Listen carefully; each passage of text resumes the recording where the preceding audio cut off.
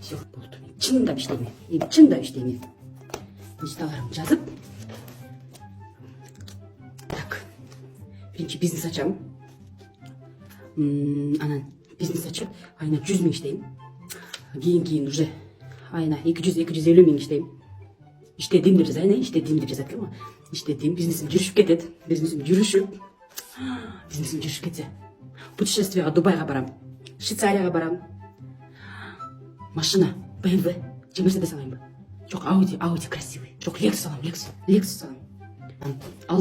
Алдым. Ошо кыялдарым буюрса баары ишке ашат. Апа! Биринчи тетиптери да коюшпайт да булар.